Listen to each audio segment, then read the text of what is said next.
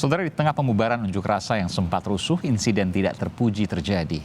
Akademisi Universitas Indonesia dan pegiat media sosial Ade Armando babak belur dianiaya sekelompok orang.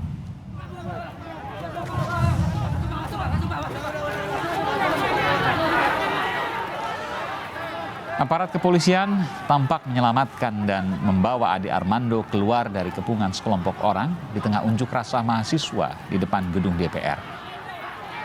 Dan saudara, kami tidak menayangkan utuh gambar ini karena ada unsur kekerasan dan tindakan tidak terpuji sekelompok orang yang menelanjangi Ade Armando.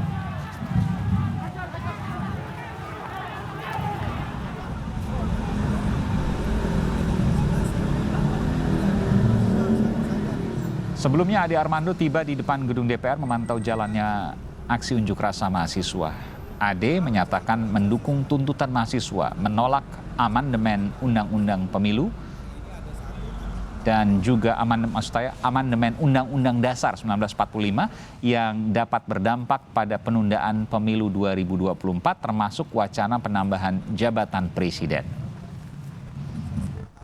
Tapi kalau isunya adalah meminta agar dibatalkan tuh amandemen, saya rasa mayoritas bangsa kali setuju ya. Dan saya ingin datang ke sini untuk menyatakan persetujuan saya juga terhadap itu. Bagaimana kondisi pegiat media sosial Ade Armando saat ini dan mengapa massa melakukan tindakan yang tidak terpuji, anarkis, pengeroyokan, bahkan sampai menelanjangi? Kita terhubung dengan jurnalis Kompas TV Imron Fadilah di DPR. Imron, bagaimana kondisi terakhir Ade Armando, akademisi Universitas Indonesia dan juga pegiat media sosial saat ini?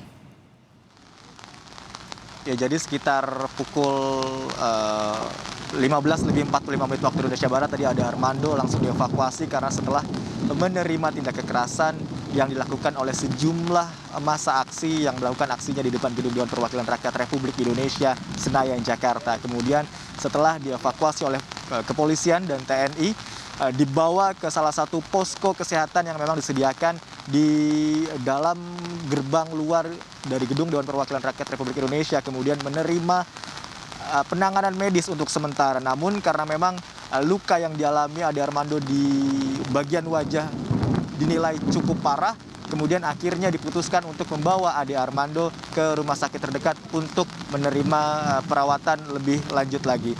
Sebenarnya kronologis awalnya tadi sekitar pukul 15.00 waktu Indonesia Barat ada perwakilan dari anggota DPR RI dari fraksi Partai Gerindra Sufmi Dasko Ahmad yang bersama dengan Kapolri menuju keluar ke gerbang DPR RI untuk menemui dan menyampaikan pernyataannya kepada massa aksi yang melakukan aksi demonya pada sore hari tadi. Kemudian ada beberapa poin yang disampaikan dari perwakilan DPR oleh Sufmi Dasko Ahmad yang intinya adalah tidak akan menyatakan tidak mendukung segala bentuk keputusan dan tindakan yang bertentangan dengan konstitusi, termasuk pihaknya menjamin bahwa segala proses dan tahapan pemilu akan segera berlangsung sesuai dengan jadwal yang sebelumnya telah ditentukan.